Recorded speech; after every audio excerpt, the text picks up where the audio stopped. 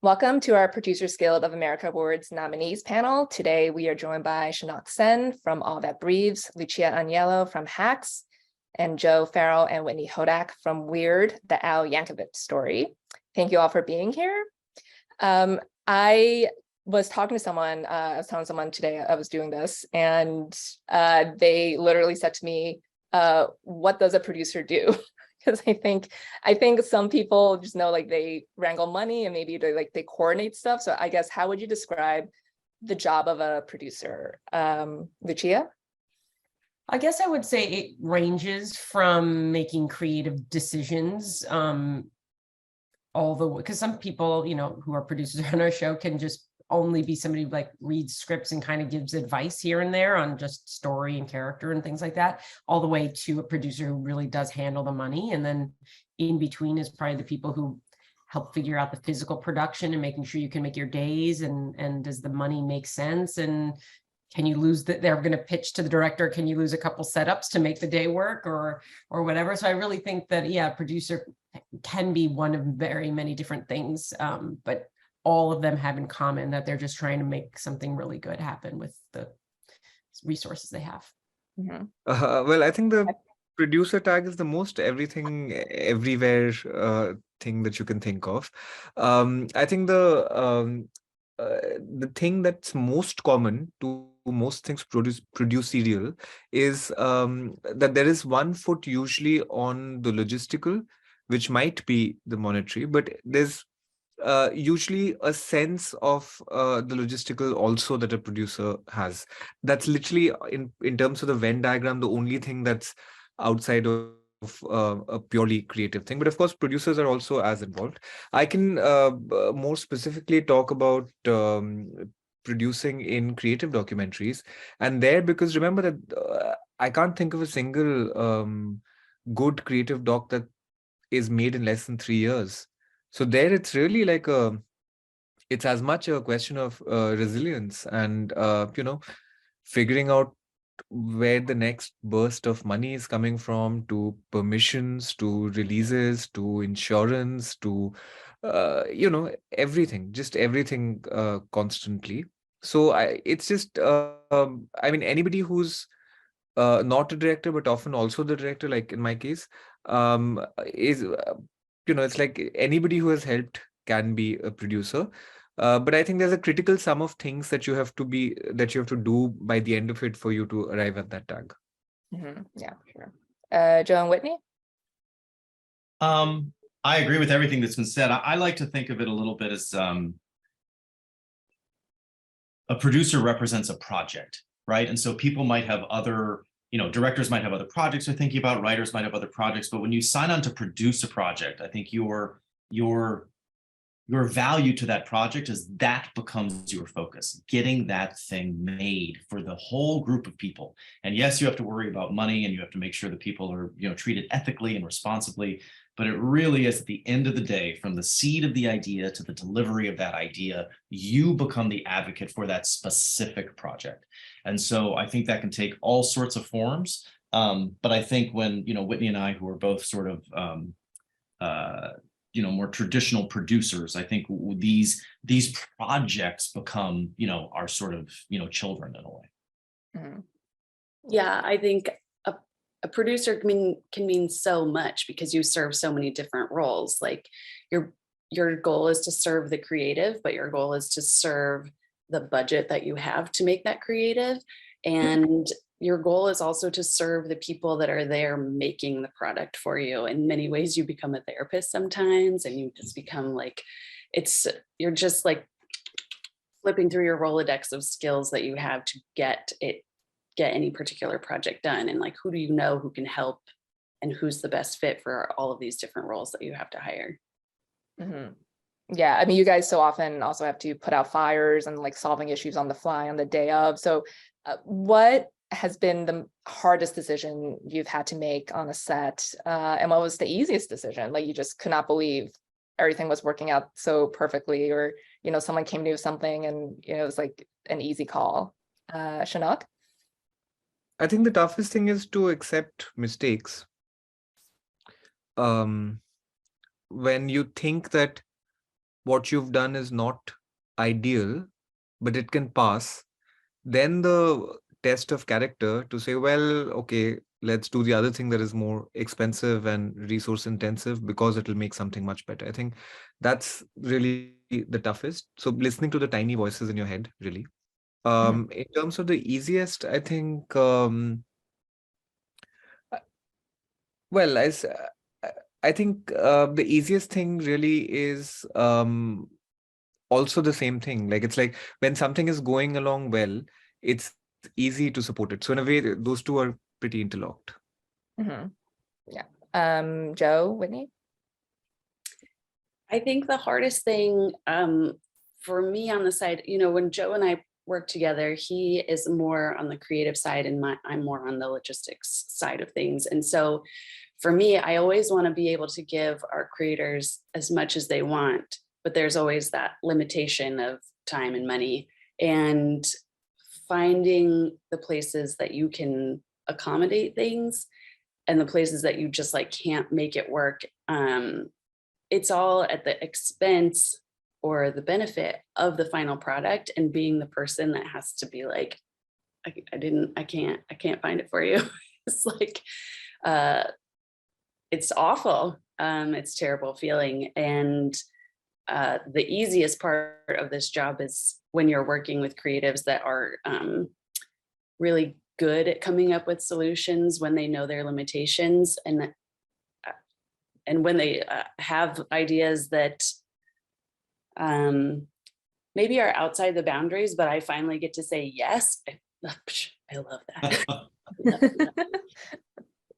Yeah, I think the hardest thing for me was the first time I was on a set as sort of an EP, and it was day one of a shoot, and I could tell we were running a little late, and the crew looked over, and I could tell that they weren't rude about it, but they were testing me to see if I would have the courage to say, that's the day, like we simply have to move on. And I think they're just, and I said it, and I am, as Whitney can tell you, you guys, I'm such a people pleaser. So like it was loath, but I could tell we had a long shoot ahead of us and they were testing me that first day. And so, that was the test, and I passed it. It was painful, but we did have to move on. I think to Whitney's point, the easier ones are when you have that partner in the creatives where they trust your no as a no, and it's our job not to just say no reflexively. When you have that sort of relationship where they know you're trying with everything you have to say yes, so that when you do have to say no, it's a real no. And also, I think projects that you love creatively, it's a miracle when anything gets made. So you have to love it every day, because it's such a miracle to get something made. So I think the easiest things for me is when you love it initially and then you just love it every day, even when days get tough. Weird is a good example. It was a good idea when we heard it. The reason we kept fighting for it to get made is because we knew it would be good. And those are the fun projects, not projects where you should do it because it makes sense, because you might make money. Those are always death. It's when you feel it must be made. Those are the easy yeses. Yeah, for sure. Like when you believe in it. So, Lucia? I think for me, the hardest thing is kind of the struggle I have as sometimes a director and producer, because, like these guys are saying, sometimes you have to make those calls of, listen, we can't do this, but I'm the one arguing with myself, and so and there's like just the pure creative side of me that's like, I want this. I think another take might be the one that we use the entire take of, because the actors are finally really getting to the groove and we adjusted those lines, and that's great. But now I'm also thinking about, that means we're going to push call tomorrow, which would be fine, except for we're shooting outdoors. So that means less time, we just have less light, and therefore the setups for tomorrow, I'm not going to get as many setups. And so, that constant like brain math of like, how does this affect the bigger picture? But also I want another take, because I know that the actors are really getting to the groove, and maybe I'll turn around, and the other side, I know that actor like has a couple alts they want to do. We have an alt we want them to do, or whatever. Just like that constant Tetris of like, how does this all fit together? And then fighting with like the bigger picture of getting the show done on time and whatever, like not just financially, but just sometimes the way the moon and sun works, like, is a really big struggle for me. And so that's something that I like, unfortunately, am like internally fighting with myself constantly. And I think that in a way, it would be cleaner if I wasn't a producer, because I'd be like, well, I want it and I need it and whatever, but like, You know, you argue with someone else, right? What? You argue with someone else. Yeah, I'd love to argue with someone else, but I can't. Yeah, Lucia, I was wondering, like, what do you think, what wins more? Who wins more? Because, you know, we work with directors who it's just like, it's my job to push you and it's your job, Joe, to say no. But I'm just going to always push. But when you're the Jekyll and Hyde, who do you, because sometimes that knowledge can drive you crazy. So who wins? It drives me insane. And there's definitely both can win. It really does come down to me doing the grand math of the show, the scene. Is this scene more important? Is that scene more important? Does this person need more take? Like all of the math that I do then gives me an answer that I decide, but it can be either one. Sometimes I do it for the production and sometimes I do it just for what I think the show needs. And, you know, it's a little easier for me when it is actually just money, because I'm like, well, I'll have to take it out of you know, one less cool song later and the music budget's going to have to come down. I'll have to take it from there. Like there's some times that I'm like, we can figure out a way to figure that out.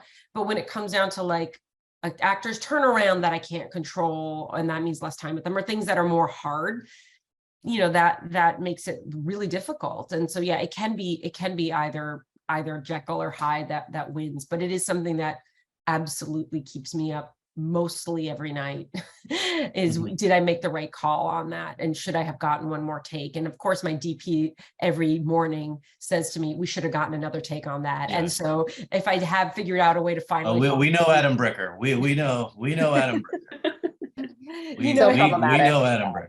I love Adam, but he's the best. He's the pure creative, you know, person on, you know, with me who, you know, who's definitely pushing for that stuff, but that's important, you know, because sometimes I can be more pragmatic and I want to get the show done on time. And I try to be a responsible producer because that's also part of the job. And so it's a concern for us on the flip side. I think Whitney and I struggle, like, if we are strong and organized and right and say no, and we end with money, or we end with like, we could have had another half day, like that weighs on us. It's like, no one rewards you for finishing with money. Like you want to, so it's like, there is that, like, you don't want to be right and then wrong. Totally. Yeah, because you can't undo that moment, and you can't undo the fact that you were there and you had the cameras and you had the actors and everything was right there. You just needed a tiny bit more time, and like, you can't go back and do that, you know? And so that's also something that I think about, like, you know, I'm not trying to say that my show is like going to last the test of time, but I'm like, I don't want to look back on it in 30 years, hopefully it's still on some platform, and be like, man, I should have gotten that, you know what I mean? Because should have taken that meal penalty. Yeah, exactly. And so it is really difficult. It is. And also you have to think about, like, you know, like, is this actor going to be pulling out another take that's fantastic, or are they exhausted and they also are just kind of whatever, and then you shoot it and then it wasn't worth it, and now the producer's annoyed because we're going over and we took that meal penalty, and in the edit it's not going to end up in there. Like, they're just, there's no winning.